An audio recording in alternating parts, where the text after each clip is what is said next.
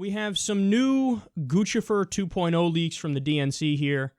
I still can't help it that every time I say the word Guccifer, I want to laugh. But oh boy, do we have a story for you.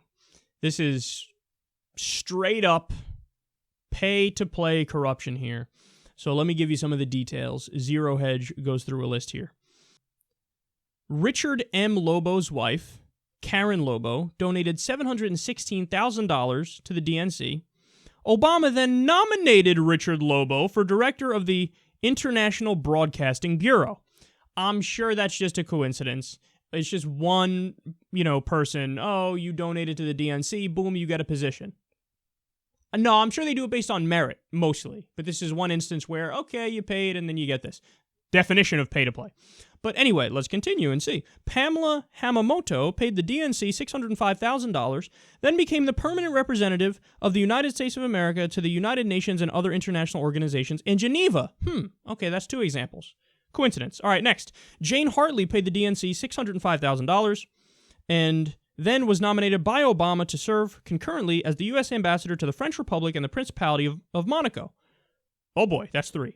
Crystal Nix Hines paid the DNC $600,000 and then was nominated by President Obama to the position of United States Permanent Representative to the United Nations, educational, scientific, and cultural organization with the rank of ambassador. Bruce J. Orrick donated $1.1 million to the DNC and served as U.S. ambassador to Finland 2009 to 2015. Robert A. Mandel donated $1.1 million to the DNC, then President Obama named Mandel the ambassador to Luxembourg in June 2011. Julius Genichowski donated $3.5 million to the DNC and served as chairman of the FCC from 2009 to 2013. Carol Mason donated $856,000 to the DNC, and Obama appoints her as Assistant Attorney General, Office of Justice Programs.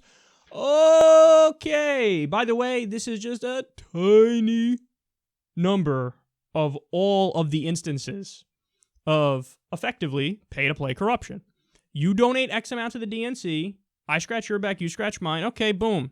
What do you want? An ambassadorship to fucking Burundi? By all means, there you go. What the fuck, man? This got...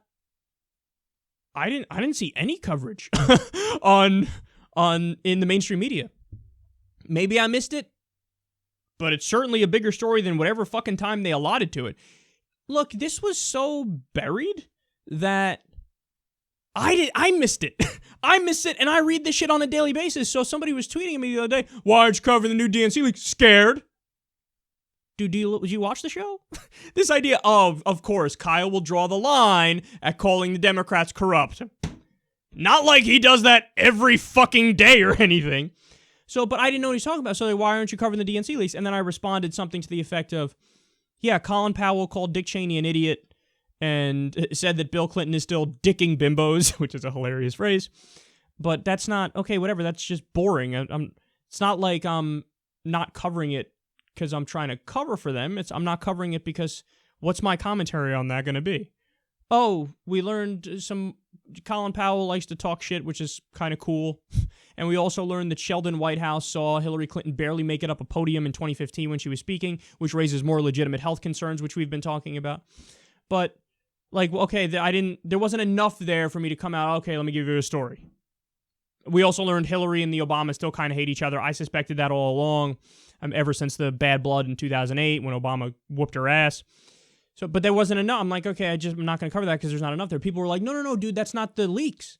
So that's the Colin Powell leaks, which is something else. There's new DNC leaks. I'm like, what are you talking about? I'm not saying anything. What do you mean? So then I look it up, and boom, right there. But it wasn't even like very few outlets covered it. And, from what I read, it appears to be super detailed. And the DNC responded to it not by saying, no, not true. They responded to it by saying, we've been the victim of Russian attacks.